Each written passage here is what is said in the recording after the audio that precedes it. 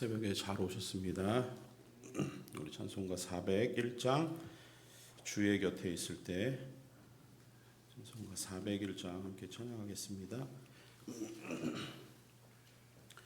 주의 곁에 있을 때 마음이 든든하오니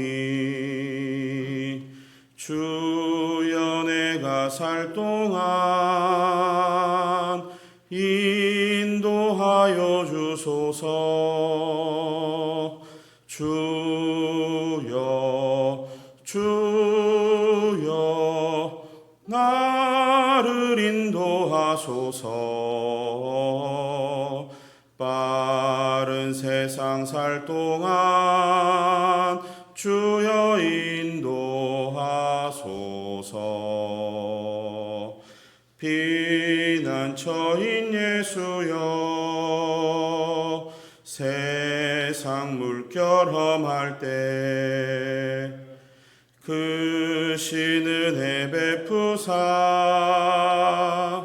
나를 숨겨주소서. 주여 나를 인도하소서. 빠른 세상 살 동안 주여 인도하소서. 세상 풍파 지난 후 영화로운 나라와 눈물 없는 곳으로 들어가게 하소서. 주여 나를 인도하소서. 빠른 세상 살 동안 주여 인도하소서.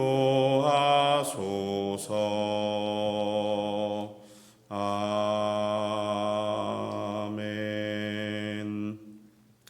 우리 시간 같이 기도하겠습니다. 우리가 살 이 모든 삶이 주님의 손 아래에 있는 줄 믿습니다.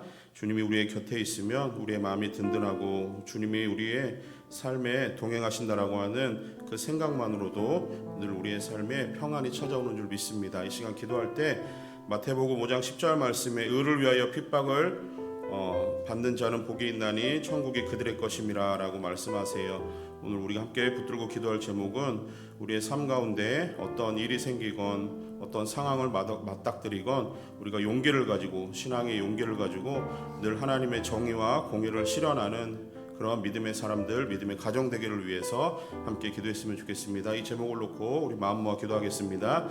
살아계신 하나님 아버지 참으로 감사함을 드립니다. 하나님 우리가 살아가는 이 여러 삶의 모양들과 삶의 환경들 가운데서 우리는 하나님의 사람으로 이 땅을 살아가는 줄 믿습니다.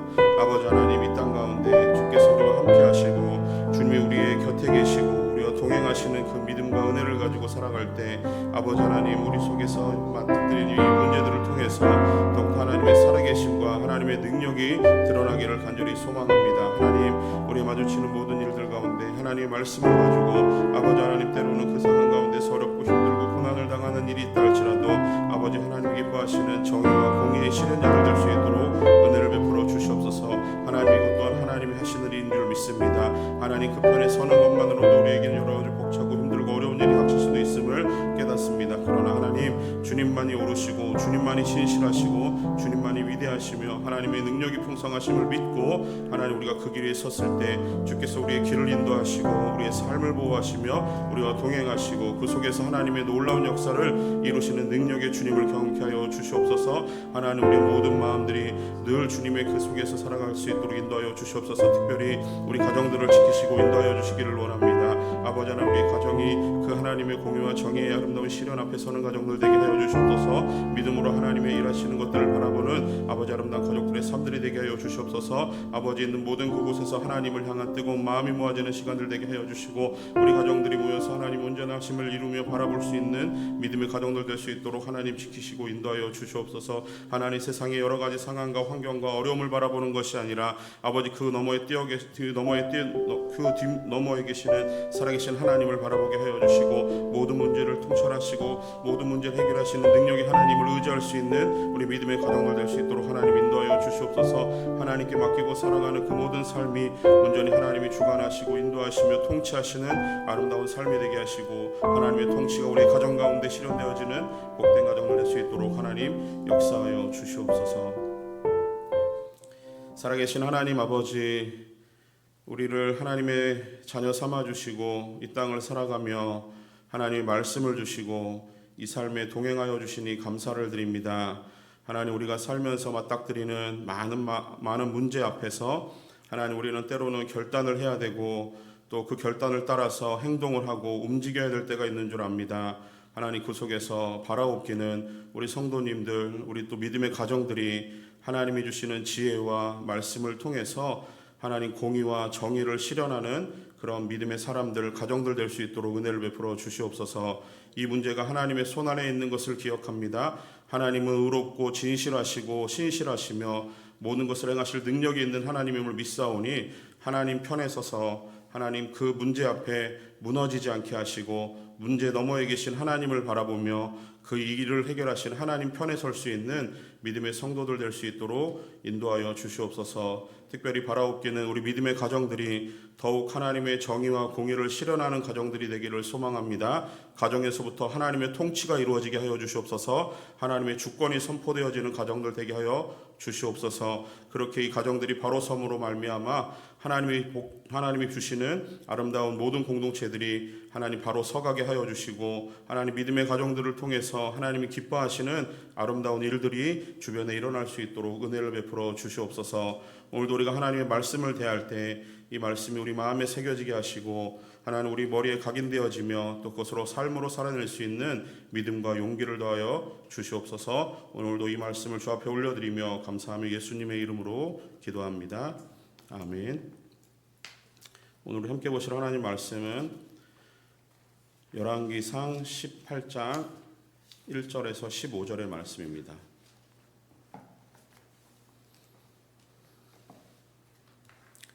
열왕기상 18장 1절에서 15절의 말씀을 우리 한 절씩 교독해서 읽겠습니다. 제가 먼저 1절의 말씀을 읽도록 하겠습니다. 많은 날이 지나고 제3년에 여호와의 말씀이 엘리야에게 임하여 이르시되 너는 가서 아합에게 보이라. 내가 비를 지면에 내리리라. 엘리야가 아합에게 보이려고 가니 그때에 사마리아의 기근이 심하였더라. 아합이 왕국 맡은 자 오바댜를 불렀으니 이 오바댜는 여호와를 지극히 경외하는 자라. 이세벨이 여호와의 선지자들을 멸할 때 오바댜가 선지자 100명을 가지고 50명씩 굴에 숨기고 떡과 물을 먹였더라. 아합이 오바댜에게 이르되 이 땅의 모든 물 근원과 모든 데로 가자. 혹시 꼴을 얻으리라. 그리하면 말과 노새를 살리리니 짐승을 다 잃지 않게 되리라 하고 두 사람이 두루 다닐 땅을 나누어 아합은 홀로 이 길로 가고 오바댜는 홀로 저 길로 가니라. 오바댜가 길에 있을 때에 엘리야가 그를 만난지라. 그가 알아보고 엎드려 말하되 내 주 엘리야여 당신이니이까. 그가 그에게 대답하되 그러하다. 가서 내 주에게 말하기를 엘리야가 여기 있다 하라. 이르되 내가 무슨 죄를 범하였기에 당신이 당신의 종을 아합의 손에 넘겨 죽이게 하려 하시나이까. 당신의 하나님 여호와께서 살아계심을 두고 맹세하노니 내 주께서 사람을 보내어 당신을 찾지 아니한 족속이나 나라가 없었는데 그들이 말하기를 엘리야가 없다 하면 그 나라와 그 족속으로 당신을 보지 못하였다는 맹세를 하게 하였거늘 이제 당신의 말씀이 가서 내 주에게 말하기를 엘리야가 여기 있다 하라 하시나 내가 당신을 떠나간 후에 여호와의 영이 내가 알지 못하는 곳으로 당신을 이끌어 가시리니 내가 가서 아합에게 말하였다가 그가 당신을 찾지 못하면 내가 죽임을 당하리이다. 당신의 종은 어려서부터 여호와를 경외하는 자라. 이세벨이 여호와의 선지자들을 죽일 때에 내가 여호와의 선지자 중에 100명을 50명씩 굴에 숨기고 떡과 물로 먹인 일이 내 주에게 들리지 아니하였나이까. 이제 당신의 말씀이 가서 내 주에게 말하기를 엘리야가 여기 있다 하라 하시니 그리하면 그가 나를 죽이리이다. 우리 함께 읽습니다. 엘리야가 이르되 내가 섬기는 만군의 여호와께서 살아계심을 두고 맹세하노니 내가 오늘 아합에게 보이리라. 아멘. 엘리야가 북이스라엘의 그 왕인 아합에게 가서 이 가뭄을 선포하고 그리고 그리 시냇가에 숨었습니다. 그때 하나님께서는 그 놀라우신 섭리로 까마귀를 통해서 그 떡과 고기를 공급하셨지요. 그리고 하나님께서는 엘리야에게 사르밧으로 가서 한 집을 정해 주셨고 거기서 사르밧 과부를 만나고 거기서 상당 기간 이제 머물게 하셨습니다. 자, 우리가 어제 그까지 나눴던 그 17장의 내용이었고요. 오늘 18장에서는 1절 말씀에 많은 날이 지나고 제3년에 여호와의 말씀이 엘리야에게 임하였다라고 이제 이렇게 시작을 합니다. 그래서 하나님은 엘리야에게 아합에게 가서 이제 비를 다시 지면에 내리시겠다라고 하는 말씀을 주시고 그것을 이제 선포하라고 하는 거예요. 그래서 가뭄이 시작되고 그 성경을 보면 한 3년 6개월 동안 가뭄이 지속되었고 아마 이 시점이 그 거의 3년 6개월이 다 된 그 어느 시점이 아니었나라는 생각을 합니다. 그러면서 이제 아합에게 가라는 말씀을 주셨는데 엘리야가 하나님의 말씀을 가지고 이제 아합을 만나러 가는 길에 보니까 사마리아 땅에 기근이 심하였다라는 오늘 기사가 기록되어 있습니다. 그러니까 3년 동안 비가 오지 않았으니 그 땅이 얼마나 심각했는지는 뭐 충분히 짐작이 가는 부분이죠. 이제 우리 베이커스필드도 비가 오지 않는 계절이 이제 쭉 지속될 텐데, 뭐 시내도 마르고 고여있던 물들이 다 말라서 그 어쩔 때는 땅이 갈라질 정도로 바싹 마르는 이제 그런 계절이 찾아왔습니다. 근데 뭐 몇 달만 비가 오지 않아도 땅이 그렇게 말라서 그 식물이 자라기 힘든 상황으로 가는 건데. 백성들이 3년이라는 시간 동안 이 가뭄을 경험하고 있다라고 생각해 봤을 때 이 가뭄으로 인해서 오는 여러 가지 어려움들이 있었을 것은 뭐 불을 보듯 뻔한 일이죠. 가뭄으로 인해서 식물이 자라지 않으니까 사람들에게는 먹거리가 줄어들었을 것이고 그리고 그 먹거리만 줄어들면 거기서 그치는 것이 아니라 사람들이 제대로 먹지 못하니까 당연히 그들이 기근에 허덕이고 있는 그런 상황이었것은 뭐 불을 보듯 뻔한 상황입니다. 그로 인해서 병들어 죽는 사람도 많았을 것이고요. 이런 고통 중에서 하나님이 다시 비를 주시겠다라고 하시니 이 참 반가운 소식이기도 한데 엘리야가 그 말을 이제 아합에게 전하기 위해서 만나러 가야 되는 상황인 겁니다. 자, 이렇게 비를 통제하시는 그 하나님 그리고 그로 인해서 온 자연과 사람들의 아우성치는 아우성이 들리고요. 그리고 그 속에서 하나님이 공급하시는 그 엘리야와 사르밧 과부의 삶의 이야기가 생존 이야기가 등장을 하는 거예요. 이 3년이라는 시간 속에서 하나님이 하시고자 하시는 말씀은 뭐였냐면은 참 생명의 주인이 누구인지 판단하라는 겁니다. 가뭄으로 시작해가지고 먹을 것이 없어지고 사람들은 기근으로 인해서 굶주려 죽어가는 이 상황 속에서 비를 다시 내리시는 분은 하나님이시라고 하는 거예요. 참 생명의 주인이 누군지를 판단해 보라는 거죠. 그러나 아직 비가 오지 않고 있는 이 상황 가운데 이 엘리야가 아합을 만나러 갑니다. 그런데 당시 이 왕의 입장, 아합 왕의 입장에서 봤을 때 왕은 그 백성들의 삶을 책임져야 되는 위치에 있는 사람이잖아요. 근데 도대체 이 3년이라는 시간 동안 아합 왕이 무엇을 했는지는 정확히 기록은 하고 있지 않나요? 그런데 가만히 생각해 보면은 뭐 이런 거 정도는 하지 않았을까라는 몇 가지 일이 있지요. 비가 오지 않으면 왕은 그가 섬기는 신에게 기우제를 지냅니다. 몇 번의 기우제를 아마 지냈을 거예요. 그런데 비가 오지 않아요. 이 비는 누가 통제합니까? 하나님이 통제하시거든요. 생명의 주인이 하나님이시니까 그 헛된 신에게 빌어봤자 아무 효력이 없습니다. 아합은 비가 오지 않는 이 상황 가운데 어떤 노력을 했는지 모르겠지만 사마리아의 기근이 심한 것으로 봐서 그의 모든 노력은 다 수포로 돌아간 거예요. 의미 없는 노력을 했다라는 겁니다. 그러면서 이제 3절과 6절 말씀에서는 아합 왕이 물을 찾기 위해서 애썼다라는 내용도 나와요. 근데 이 기사가 비단 오늘 나오는 이 부분에서만 있었진 않았을 겁니다. 여러 군데 물을 찾기 위해서 애쓰고 돌아다녔을 거예요. 비가 오지 않으니 그 일이라도 해야 되는 거예요. 그래서 처음에는 그의 신에게 빌어봤겠죠. 그런데 그도 안 되니까 그 스스로가 뭔가를 해결하려고 하는 노력도 해봤을 겁니다. 그래서 아합은 왕궁 맡은 자 오바댜를 불러서 자신의 말과 노새가 마실 물을 찾아보라고 합니다. 근데 이 오바댜는 우리가 알고 있는 오바댜 선지자인가? 그거는 뭐 학자들 사이에서 의견이 분분해요. 근데 뭐 제가 보니까 그 오바댜는 그 오바댜가 아닌 것 같습니다. 오바댜 선지자가 얘기하는 것은 그 에돔의 멸망을 이야기하면서 오바댜 1장 10절에서 14절 말씀의 해석 가운데 그 예루살렘이 어렵고 그 이방인의 침입이 있었던 사실을 어느 시점으로 보느냐가 중요한 것 같아요. 그러면은 그 오바댜가 이 오바댜인지 동명이인인지가 판단이 되는데, 오바댜 선지자가 얘기하는 그 에돔을 이제 학자들에 따라서는 두 부분으로 얘기해요. BC 840년에 있었던 그 아합이 예루살렘에 들어와서 성전의 기물들을 탈취해 갔던 사건들을 오바댜 선지자가 이야기하는 그 부분이다라고 얘기하면 그 오바댜가 이 오바댜가 될 가능성이 높아져요. 그런데 그 시점을 어디까지 미루냐면요, 바벨론의 포로 이후까지 미뤄지다 보면은 이 오바댜는 그 오바댜가 아닙니다. 그럼 오바댜가 400년 이상은 살 수가 없잖아요. 그래서 아마 동명이인이지 않았을까라는 생각을 합니다. 여하튼 오늘 본문과 중요한 문제는 아닙니다. 그런데 오바댜가 물을 찾기 위해서 돌아다니다가 엘리야를 만나요. 근데 이때 오바댜가 그 아합 왕이 오바댜에게 물을 찾자라고 제안을 하는데, 그 제안의 내용을 보니까 이유는 뭐냐면은 자신의 말과 노새가 이 물이 없어가지고 죽게 하는 건 막자라고 하는 거예요. 근데 17장에서 사르밧 과부의 상황을 우리가 나누면서 보셔서 알겠지만 그 과부가 뭐 유독히 가난한 과부였는지는 모르겠습니다. 그런데 마지막 빵 만들 가루 한 움큼과 기름 조금이 남았어요. 그러니까 대부분의 사람들이 지금 딱 어떤 한두 끼 먹고 끝낼 정도로 아주 힘들고 피폐한 상황이었다라는 것은 불을 보듯 뻔해요. 그런데 상당 기간 이 엘리야가 사르밧 과부의 집에서 체류하고 있었기 때문에 처음부터 그랬는데 나중 상황은 더 심했겠죠.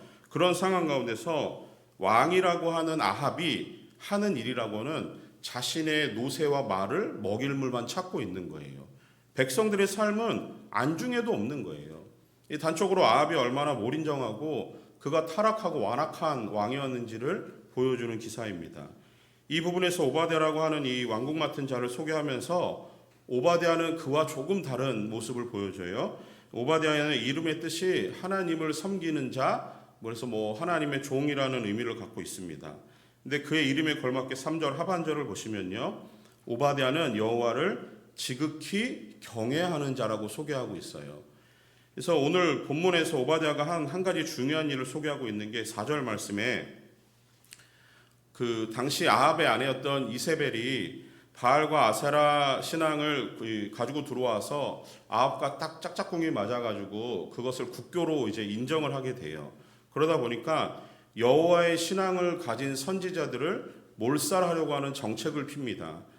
그 가운데서 오바댜는 하나님을 섬기는 종답게 선지자 100명을 이렇게 가지고 이렇게 표현을 가지고라는 표현을 하고 있는데, 그 선지자 100명을 찾아가지고 50명씩 굴에 나눠서 그들에게 떡과 물을 공급하는 일을 하고 있었어요. 근데 이 일을 얼마나 오랫동안 했는지는 잘 모르겠어요. 그런데 3년이라는 시간이 상당히 피폐한 그 사람들의 삶을 만들어내지 않았습니까?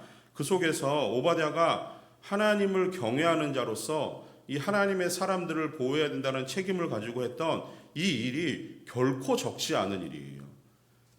아무리 왕궁의 고위직이라고 해도 계속되는 가뭄과 기근 속에서 3년이라는 시간 동안 100명에게 양식을 제공하는 것은 쉬운 일이 아닌 거죠. 그렇게 보면은 이 오바댜가 이 일로 인해서 얼마나 애쓰고 수고하고 있는지 우리가 잘 알고 있습니다. 그런데 이게 하나의 이제 뒤에 가면은 오바댜에게 있어서 이 선한 일이 하나의 덫으로 작용하는 것을 우리가 보게 돼요.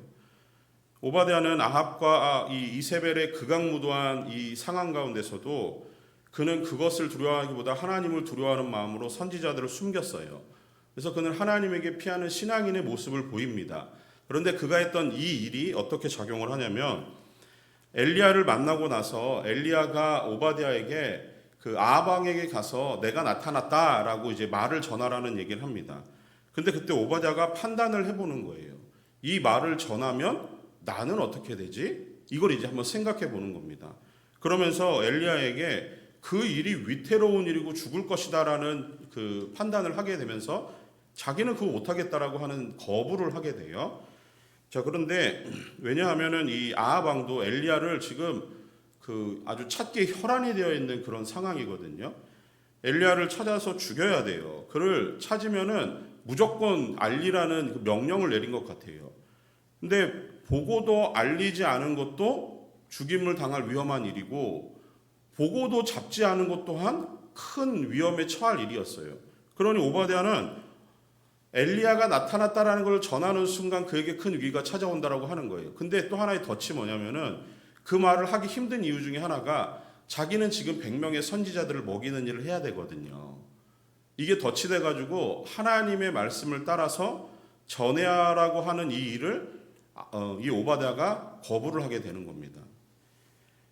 그런데 여기서 좀 재밌는 게 뭐냐면은 아합이 그 엘리야를 찾기 위해서 혈안이 되어 있는 이유가 좀 궁금했어요.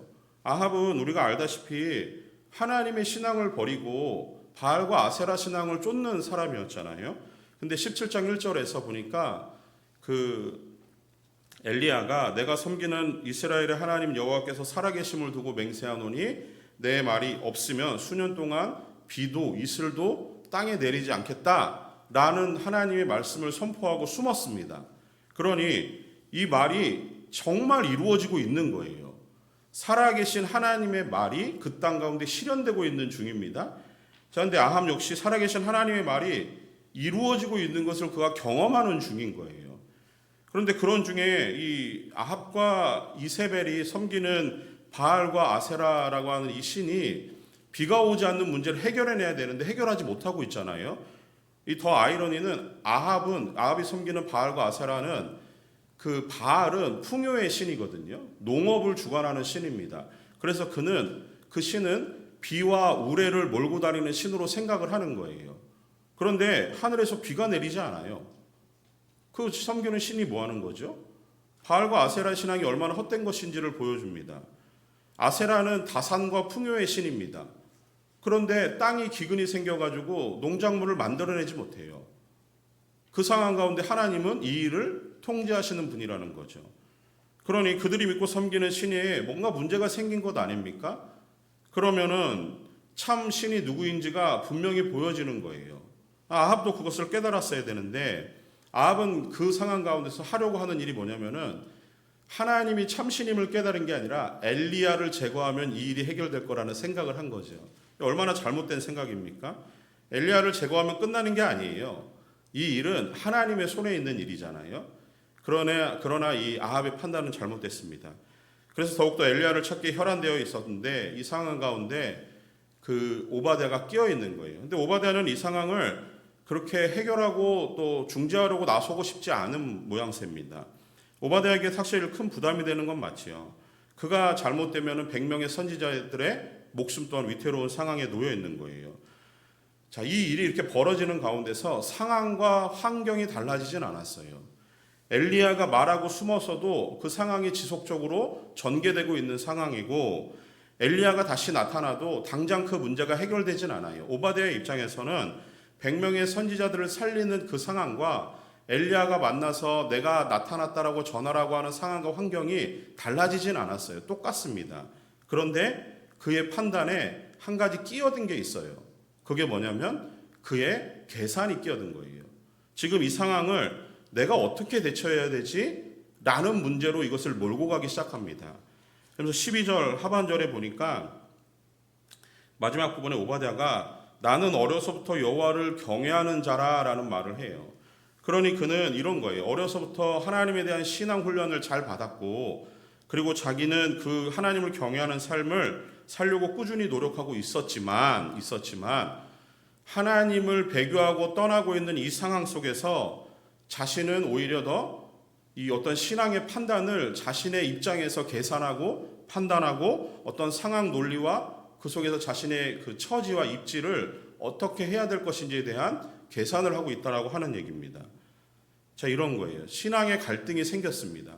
그때 그 일을 판단해야 되는 상황에서 어떤 선택을 해야 될 것인가, 이게 우리 성도들의 삶에 아주 중요한 문제예요. 열심히 기도하고 말씀을 묵상하고 그래도 우리의 주변의 이 일로 인해서 벌어진 상황과 환경은 우리의 기도와 말씀 묵상으로 인해서 달라지지 않아요. 그 상황과 주변의 환경은 달라지지 않은 상황 가운데서 끊임없이 우리의 믿음을 흔들어대고 끊임없이 우리를 넘어뜨리려고 사탄은 간계를 펼칩니다. 하나님이 은혜를 주시고 섭리하실 것을 믿지요. 하나님을 의지하는 거 맞아요. 그럼에도 불구하고 상황과 환경이 변하는 건 아니에요. 변하는 건 우리의 태도가 변하는 겁니다. 신앙은 상황과 환경을 바꾸는 것이 아니라 우리를 바꾸는 거예요. 나를 바꾸는 거예요. 쉽게 판단 내리기 어렵고 힘든 문제들 있을 수 있어요. 그리고 그 일을 만났을 때 우리의 할 수 있는 일은 당연히 기도하셔야죠. 하나님 말씀 묵상하셔야 됩니다. 근데 그게 중요하지만 그게 다가 아니에요. 그 다음이 있어야 됩니다.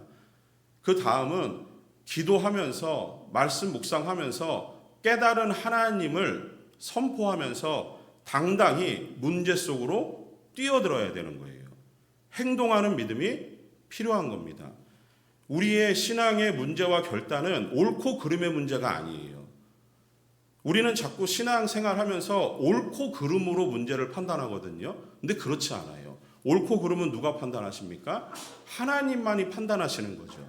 그럼 우리의 신앙의 문제는 뭡니까? 순종과 불순종의 이유, 그 문제로 가는 겁니다. 근데 자꾸 이 문제가 원래 그르네로 가다 보면은 내 안에서 판단하는 가치가 생기는데 그 가치가 성경을 떠나 있으면 잘못된 판단과 결정을 내리는 거예요. 그리고 행동하는 거예요. 다시 한번 기억하세요. 우리의 신앙의 문제는 옳고 그름의 문제가 아니에요. 그 문제는 하나님의 문제이시고 우리는 하나님의 말씀에 순종과 불순종의 문제로 삶을 바라봐야 됩니다. 그 문제를 여실히 보여주는 게 15절에 엘리야의 태도에서 나와요. 엘리야는 이 어려운 상황과 환경을 인지하고 있어요. 그런데 그는 어떤 말을 합니까? 엘리야가 이르되 내가 섬기는 만군의 여호와께서 살아계심을 두고 맹세하노니 내가 오늘 아합에게 보이리라. 하나님의 말씀으로 하겠다라고 하는 거예요. 이 문제는 옳고 그름의 문제가 아니라 하나님의 말씀의 순종과 불순종의 문제로 봐야 된다라고 하는 거죠. 하나님의 판단은 틀리지 않습니다. 하나님의 길은 완전하고 하나님의 길은 확실합니다. 그리고 하나님의 길 위에 서서 순종과 불순종의 그 어떤 상황을 판단하고 있는 성도를 향하신 하나님의 의지는 결연합니다. 그리고 그 일을 이루실 하나님의 능력은 풍성하십니다. 하나님은 실수와 실패를 하지 않으세요. 하나님은 신실하시고 전능하시며 한 성도를 향하신 하나님의 의중 또한 선하십니다. 따라서 하나님은 우리의 삶에 하나님의 말씀을 선포하고 문제로 뛰어드는 성도를 향한 하나님의 뜻과 계획은 어그러지지 않습니다. 그것을 믿으시고 순종과 불순종의 상황 가운데 하나님을 향한 믿음을 가지고 하나님이 주실 은혜를 기대하며 또 하나님의 말씀에 순종할 수 있는 성도님들 되기를 소망합니다. 하나님의 말씀이 우리의 삶에 정말 다방면에서 들리지 않습니까? 예배하는 현장에서도 들려요. 여러분이 기도하는 자리에서도 하나님의 말씀이 들립니다. 그리고 우리가 묵상하는 시간에도 하나님의 말씀이 들려요. 그리고 여러분들이 만나는 사람들 사이에서 나눔 속에서도 하나님의 말씀이 들려요. 우리가 맺고 있는 사람들의 관계 안에서도 때로는 하나님의 말씀이 들립니다. 언제 어떻게 하나님의 말씀이 들리든지 그 문제를 그 소리가 들렸을 때 우리는 하나님 앞에 그 말씀을 붙들고 살아가는 믿음의 결연한 결단과 의지를 가지고 순종의 길로 갈 수 있는 성도님들 되기를 원합니다. 하나님 말씀은 우리를 항상 선한 길로 인도하실 줄 믿습니다. 오늘 우리 함께 기도할 제목이 있습니다. 같이 기도하실 때 오늘 말씀을 나눈 대로 우리의 생명의 주인이 하나님이심을 우리가 믿고 그 하나님을 앞에서 우리에게 주시는 여러 가지 이 삶의 상황들, 환경들, 하나님 우리가 거기에 주눅들지 않게 해주십시오. 하나님 우리에게 더욱 굳건한 믿음 주세요. 하나님은 위대하시고 선하시고 능력이 풍성하시니 우리가 살아가는 이 모든 삶에 늘 하나님이 동행하심을 믿고 기대합니다. 하나님 오늘 하루도 그런 삶을 살 수 있는 은혜를 허락하여 주시옵소서. 오늘 이 기도 제목으로 우리 함께 기도하도록 하겠습니다. 하나님 아버지, 은혜를 감사합니다. 주님만이 우리의 생명의 주인이심을 오늘 말씀을 통해 다시 한번 깨닫습니다. 하나님, 우리가 맞닥뜨리는 여러 가지 상황과 환경과 어려움과 또 문제의 선택 앞에서 하나님 아버지, 우리는 늘 또 주님 그 문제로 인해서 우리가 주눅들지 않는 믿음 갖기를 소망합니다. 하나님, 세상의 것들을 바라보고 세상의 것들을 의지하다 보면 하나님 우리의 믿음이 흔들리고 자꾸 우리의 믿음이 아버지 바로 서지 않는 모습들을 보게 됩니다. 하나님, 이 시간 주 앞에 우리의 문제를 올려드리고 또한 이 시간 우리의 모든 상황과 환경 가운데서 일하시고 역사하실 능력의 하나님을 다시 한번 기대하며 소망합니다. 하나님 아버지, 이 삶 속에 주께서 오늘도 은혜를 베풀어 주시고 하나님 우리에게 주시는 말씀을 따라 하나님도 순종의 길로 걸어갈 수 있는 우리 모든 성도님들, 우리 모두가 될 수 있도록 하나님 은혜 베풀어 주시옵소서.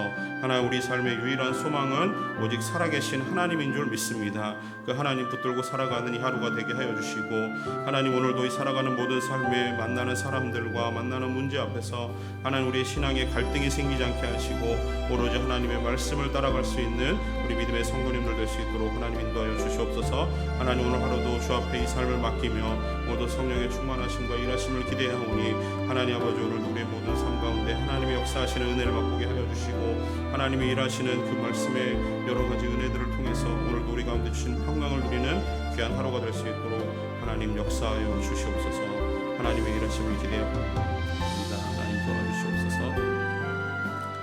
자비로우신 하나님 아버지, 주님만이 우리의 참 생명의 참 주인이심을 오늘 말씀을 통해 확인하며 또 그것을 믿고 감사를 드립니다. 하나님 아버지, 우리가 이 땅을 살면서 하나님 여러 가지 문제와 또 상황과 환경 가운데서 주눅들지 않게 하시고 그것들을 바라보며 작아지지 않게 하시고 하나님 우리의 모든 문제를 주 앞에 드리며 주님이 하실 그 가장 선하신 일을 기대하며 말씀에 순종하며 살아갈 수 있는 믿음 허락하여 주시옵소서. 하나님, 오늘도 하나님은 우리의 삶에 가장 선하신 분으로, 가장 의로우신 분으로, 또 하나님의 가장 거룩하심을 드러내는 능력의 하나님이심을 믿습니다. 오늘도 그 하나님을 의지함으로 하나님 우리의 모든 삶을 주 앞에 올려드리기를 소망합니다. 하나님, 오늘도 동행하여 주시고 오늘도 성령으로 충만케 하사 이 하루의 삶이 온전히 하나님의 손안에 있고 하나님이 하시는 일들을 기대하며 하나님 주시는 평강 속에 이 하루를 살아갈 수 있도록 하나님 오늘도 함께하여 주시옵소서.